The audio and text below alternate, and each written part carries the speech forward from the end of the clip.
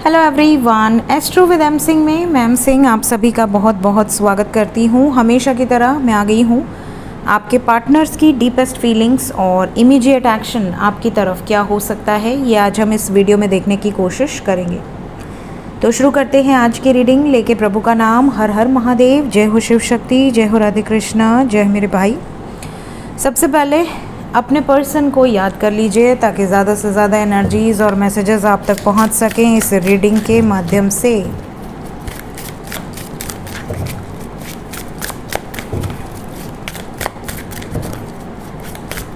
Please guide करें angels. मेरे viewers जिस व्यक्ति के बारे में सोचकर ये रीडिंग देख रहे हैं उस व्यक्ति की डीपेस्ट फीलिंग्स क्या हैं अभी इस वक्त।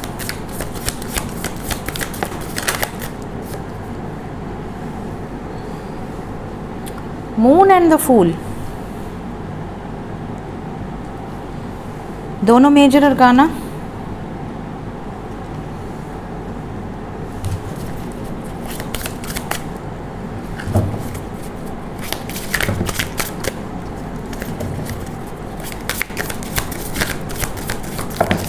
इमोशनल एनर्जी है। Bottom of the deck we have emperor.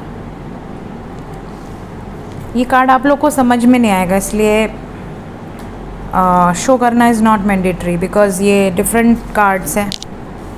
सो ये अगर मैं आपको ऐसे शो करूँगी आपको कुछ समझ में नहीं आएगा।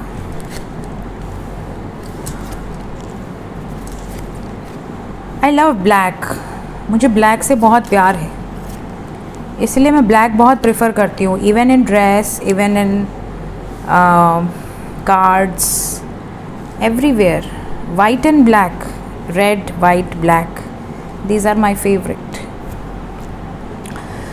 तो गाइज किसकी सीटी बज रही है? कुकर की सीटी। ठीक है, तो यहाँ पर जो एनर्जी है,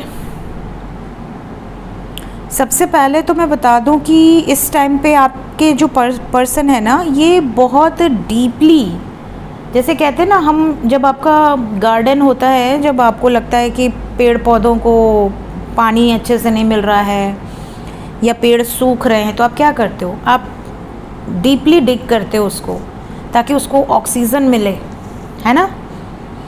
खुरपी को इंग्लिश में क्या कहते हैं? Plough something. आप खुरपी से उसको खोदते हो ताकि आपके जो पेड़ पौधे हैं उसमें आप फर्टिलाइज़र डालो तो अंदर तक जाए, पानी, उसको ऑक्सीजन मिले बढ़िया से, मतलब थोड़ी फ्रेशनेस रहे पेड़ में। पूरा जाम हो जाता है कई बार। वैसे ही इस टाइम पे आपके पार्टनर की एनर्जी है, ये पूरी तरह से ब्लॉक हो चुके हैं, इनका दिमाग काम नहीं कर रहा। तो ये डीपली जो है डिग कर रहे हैं अपनी ही एनर्जीज़ को, अपने ही माइंड को डीपली डिग कर रहे हैं और ये जानने की कोशिश कर रहे हैं कि आखिर ये चाहते क्या हैं, ये क्या चाहते हैं, मतलब इनकी खुद की क्या विश है। क्योंकि इन्होंने ये रियलाइज़ किया है कि काफ़ी बार इन्होंने अपने ईगो के कारण सिचुएशंस को बहुत बिगाड़ दिया है और इतना बिगाड़ दिया है कि उसको रिपेयर कर पाना कई बार इनके खुद के लिए बहुत ज़्यादा मुश्किल हो जाता है। तो ये इस टाइम पे ये सोच रहे हैं कि मैंने अपनी ज़िंदगी में जितने ऑब्स्टिकल्स क्रिएट कर लिए हैं, क्या मैं उन सिचुएशन से बाहर आ पाऊँगी या बाहर आ पाऊँगा? क्या मैं, इतनी ताकत है मेरे अंदर कि मैं अपने भाग्य को बदल दूँ? क्या मेरे अंदर इतनी स्ट्रेंथ है कि मैं अपनी डेस्टिनी को बदल दूँ? अगर इनकी सिचुएशन अगर बहुत ख़राब है, सपोज़ कि ये बहुत डरपोक किस्म के हैं, माँ बाप से बहुत डरते हैं, या जो भी थर्ड पार्टी है आप दोनों के बीच में वो बहुत डोमिनेटिंग है, या कई बार सिचुएशन ऐसी होती है कि रिस्पेक्ट बहुत करते हैं जिसके कारण वो ज़िम्मेदारी समझकर आपको छोड़ दें, बट थर्ड पार्टी सिचुएशन से बात नहीं कर पा रहे हैं। कई बार इंसान फियर में बात ही नहीं करता और झूठ बोल देता है कि मैंने बात की, सिचुएशन हमारे फेवर में नहीं है, बट बाद में पता चलता है कि उन्होंने एफ़र्ट ही नहीं किया, बात ही नहीं की और हार मान गए कि नहीं मैं तो अपने माँ बाप के सामने बोल ही नहीं सकता या बोल ही नहीं सकती।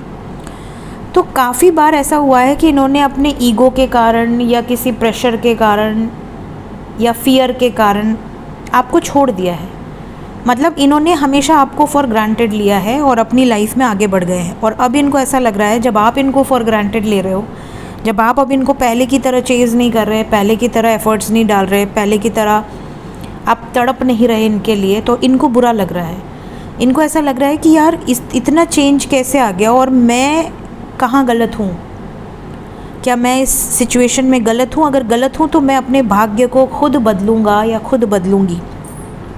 अगर मेरी डेस्टिनी में ये व्यक्ति लिखा था, मेरे लाइफ में ये व्यक्ति खुद ही आया, तो अब मैं इसे जाने नहीं दूंगा या जाने नहीं दूंगी, ये वाली वाइब्स है। और आपके जो पर्सन है इस टाइम पे ऑब्स्टिकल से घिरे हुए हैं, बहुत ज़्यादा मुश्किल हालात हैं, लेकिन आपके पर्सन के अंदर ये एबिलिटी है कि अगर ये चाह जाएंगे तो इन ऑब्स्टिकल से मुक्त भी हो सकते हैं। इनके अंदर ये वाइब्स है, because we have got emperor energy. तो अगर ये चाह जाएं और अपने अथॉरिटेटिव एनर्जीज़ में आ जाएं तो ये केयर फ्री होकर एक्शन ले पाएंगे या ले पाएंगी, कोई इनको रोक नहीं पाएगा फिर ऐसी सिचुएशन में। तो ये इनकी डीपेस्ट फीलिंग है, अपने ही अंदर झांकना, अपने ही आप से क्वेश्चन करना कि मैं कहाँ गलत रहा हूँ, कैसे मैं अपने आप को करेक्ट कर सकती हूँ या करेक्ट कर सकता हूँ, मैं जिस व्यक्ति से प्यार कर रहा हूँ वो भी मुझे अब भाव नहीं दे रहा या नहीं दे रही, मैं दूर हूँ इस वजह से, और मैं दूर हूँ तो क्या मैं इस सिचुएशन को चेंज कर सकती हूँ, ये वाली सिचुएशन है। लेट्स चेक कि सिचुएशन में क्या कोई चेंजेस नज़र आएंगे। अगर आपके पर्सन इतना इमोशनली आपके बारे में सोच रहे हैं तो क्या इमोशंस में आकर कोई स्ट्रॉन्ग डिसीजन लेंगे, क्या एक्शन होने वाला है मेरे व्यूवर्स की तरफ, उनके पर्सन क्या कोई एक्शन लेने वाले हैं। जजमेंट, सबसे पहले तो ये सच्चाई से रूबरू हो रहे हैं। जैसे कई बार क्या होता है, हम सच्चाई जानते हैं कि हमारी गलती है, हमने बैकआउट किया है या वॉट एवर रीज़न्स, लेकिन या हमने बात का राई का पहाड़ बना दिया है, तो हमें पता होता है कि हमने कहाँ गलतियाँ की हैं। तो इनको सच्चाई पता है और ये इस टाइम पे उस ट्रुथ के बेसिस पे कोई निर्णायक फ़ैसला लेने की सोच रहे हैं। ये जो भी फ़ैसला लेने की सोच रहे हैं ये इंडिपेंडेंटली लेने की सोच रहे हैं, मतलब किसी के प्रेशर में आके ये कोई फ़ैसला लेंगे ऐसी वाइब्स नहीं है। इंडिपेंडेंटली ये डिसीजन लेंगी या लेंगे ऐसी एनर्जी है। 9-9 कुछ ख़त्म करने से रिलेटेड निर्णायक फ़ैसला हो सकता है। क्या ख़त्म करने वाले हैं आपके पार्टनर? देखिए, कुछ ख़त्म करेंगे तभी एक नई शुरुआत की वाइब्स है। We have new beginning. अगर आपके पर्सन ऑलरेडी किसी थर्ड पार्टी में हैं तो वो थर्ड पार्टी से डिस्कनेक्ट हो सकते हैं, वो थर्ड पार्टी से दूरी बन सकती है। अगर ये शादीशुदा हैं, एक्स्ट्रा मैरिटल है आप दोनों का, और अगर उस शादी में ये खुश नहीं हैं, टॉक्सिक सिचुएशंस में हैं और ये ज़बरदस्ती उस रिश्ते को निभा रहे हैं किसी प्रेशर के कारण, किसी बोझ के कारण, तो यहाँ केयर फ्री होकर एक्शन लेंगे या लेंगी। साथ ही साथ अगर ये शादीशुदा नहीं हैं, सिंगल हैं, लेकिन प्रेशर के कारण ये आपका प्रपोज़ल एक्सेप्ट नहीं कर पा रहे हैं, तो भी यहाँ पर शादी से रिलेटेड कुछ निर्णायक फ़ैसले आपके पर्सन केयर फ्री होकर लेंगे। फूल यहाँ पर निडर होने की एनर्जी को दर्शा रहा है। फूल को क्लैरिफाई कर दें। बिल्कुल, फूल को क्लैरिफाई कर दिया मैंने आपके लिए। We have love begins with harmony. Claim this energy. ये नई शुरुआत आपके साथ ही होगी, क्योंकि आपके बिना ये बिल्कुल भी हैप्पी नहीं है। चाहे जिस भी सिचुएशन में उनके सामने दुनिया की हर खुशी ला के रख दें तो भी ही और शी इज़ नॉट हैप्पी आपके बिना। कंप्लीशन वाली वाइब्स ही नहीं है, इसीलिए 9-9 आया है। ये ख़त्म करना चाहते हैं उन सिचुएशंस को जो आप दोनों के बीच में है। और 9 नंबर इम्पॉर्टेंट है, तो ये जो एनर्जी रीडिंग है ये 27 घंटे के अंदर की है, 9 घंटे से 27 घंटे के अंदर। और जितने भी लोगों का कमेंट में आ रहा है कि यूनियन हुआ है, मैसेजेस आए हैं, कॉल्स आए हैं, उन सबको बधाई पूरी सोल फैमिली की तरफ से। खुश रहिए और दूसरों के लिए भी प्रे करते रहिए हमेशा, क्योंकि आप जितना दूसरों के लिए प्रे करेंगे ना, आपको उतनी ब्लेसिंग्स रिसीव होती हैं। कल सब चेंज करने का मन कर रहा है मेरा। डेकोरेशन सब थोड़ा डस्ट लग रहा है। ये वेलवेट है ना, तो ये ज़्यादा ही डस्ट एब्जॉर्ब कर लेता है, मुझे ऐसा लग रहा है, पता नहीं। एंजल्स मैसेजेस, हाँ, इतने सारे। बॉटम ऑफ द डेक है the time for romance has come. बहुत ज़्यादा लोगों के लाइफ में अपॉर्चुनिटी बन रही है आपकी रोमांटिक लाइफ में कुछ पॉजिटिव चेंजेस आने की। इनका मुकुट बहुत सुंदर है, मुझे अगर मिल जाए तो मैं इनका आई मेकअप और मुकुट ले लूँ, है ना सुंदर। Beautiful crown you have. Live in this world as a dreamer. Angels आपको कह रहे हैं कि अगर आप इस दुनिया में हैं तो सपने देखने में क्या बुराई है। सपना देखिए और अच्छे अच्छे सपने देखिए, क्योंकि जो इंसान सपने देखता है वो सच भी होते हैं, क्योंकि हम अपनी रियलिटी को खुद क्रिएट करते हैं। So live in this world as a dreamer, create a future paradise. अपने लिए, खुद के लिए स्वर्ग आप धरती पर बना सकते हैं। A message is trying to reach you. कुछ लोगों के लिए एंजल्स के थ्रू, आपके एंसेस्टर्स के थ्रू या आपके पर्सन के थ्रू कुछ मैसेजेस हैं जो आपको टच कर रहे हैं, लेकिन आप उसको डिकोड नहीं कर पा रहे हैं। Feel the power of your blood and ancestor. देखिए मैंने जैसे एंसेस्टर का नाम लिया, एंसेस्टर का कार्ड भी आ गया। Vibes are very strong. Ancestors हमेशा आपके साथ होते हैं हर वक्त। You are not alone, you are not alone. Thank you angels. 11-11 हो रहा था जब मैं ये बोल रही हूँ। The lotus with in you awakes. आप में से बहुत सारे लोग ऐसे हैं जिनके अंदर बहुत पावर है और उस पावर को जागृत करना आपके बस में है, लेकिन आप उस पर अभी फोकस नहीं कर रहे हो। जिस दिन आप फोकस करोगे आपके अंदर का वो जो लोटस है वो अवेक होगा और आपकी जो एनर्जी है वो बहुत स्पीड से असेंड होगी। तो मेडिटेशन से ही ये लोटस खिल सकता है और कोई उपाय नहीं है। There is no shortcut. It is time for a change. आप में से कुछ लोगों के लिए बटरफ्लाई ट्रांसफॉर्मेशन की प्रतीक है। ड्रीम सीरीज़ में मैंने बटरफ्लाई पे वीडियो बनाई हुई है, उसमें मैंने उसके मीनिंग्स भी बताए हैं कि अगर आपको रियलिटी में ड्रीम्स बहुत ज़्यादा रियलिटी में बटरफ्लाई बहुत ज़्यादा नज़र आए तो क्या रिप्रेजेंट करता है एज अ टोटम और एज अ स्पिरिट एनिमल, तो ये भी मैंने बताया है। तो बटरफ्लाई हमेशा चेंज को दर्शाता है।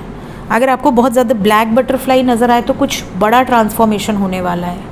स्पेशली आपकी लाइफ से कुछ चीज़ें एंड हो जाएंगी एंड देन एक नई शुरुआत होगी। वाइट बटरफ्लाई बहुत ज़्यादा नज़र आएँ या येलो बटरफ्लाई बहुत ज़्यादा नज़र आएँ तो रोमांटिक एनर्जीज़ होती हैं। मल्टी कलर नज़र आए तो भी रोमांटिक एनर्जीज़ होती हैं। अगर आपको ग्रीन बटरफ्लाई बहुत ज़्यादा नज़र आए तो ज़्यादातर ऐसा भी होता है कि आपको फाइनेंशियल अबंडेंस बहुत ज़्यादा मिलती है। Recognise disappear as an opportunity, within it you will find the gift of awakening. देखिए कई बार ऐसा होता है कि आप बहुत अकेले हो जाते हैं, है ना। जब आप अकेले हो जाते हैं तभी आप अवेकनिंग से गुजरते हैं। कभी भी आप भीड़ में अवेकन नहीं हो सकते कि 50 लोगों को बैठा दिया अगर हम आपको अवेकन करेंगे, ऐसे नहीं होता है। जब भी अवेकनिंग स्टार्ट होती है या तो आपकी केतु की अंतर्दशा होगी या केतु की महादशा होगी, आपको सेपरेट कर देता है केतु, एकदम अलग थलग कर देगा एंड देन आपकी अवेकनिंग स्टार्ट होती है। तो अवेकनिंग में केतु का बहुत बड़ा रोल है, इवन शनि का भी बहुत बड़ा रोल होता है, कुछ राहु का भी रोल होता है, बट केतु और शनि देव का बहुत बड़ा रोल होता है अवेकनिंग प्रोसेस में। Have courage. बहुत सारे लोग ऐसे हैं जिनके अंदर शक्ति की कमी हो गई है जिसके कारण उनका रोमांटिक लाइफ बिल्कुल बर्बाद हो गया है। या तो आप उनके लिए स्टैंड नहीं ले पा रहे या वो आपके लिए स्टैंड नहीं ले पा रहे। तो भगवान आप दोनों को मिला दिए, भगवान आप दोनों को एक कर दिए। अब आपको इस 3D में जो भी आपके टर्म्स एंड कंडीशंस हैं, लॉज हैं, कॉन्ट्रैक्ट्स हैं, उसके लिए तो आपको खुद स्टैंड लेना होगा ना।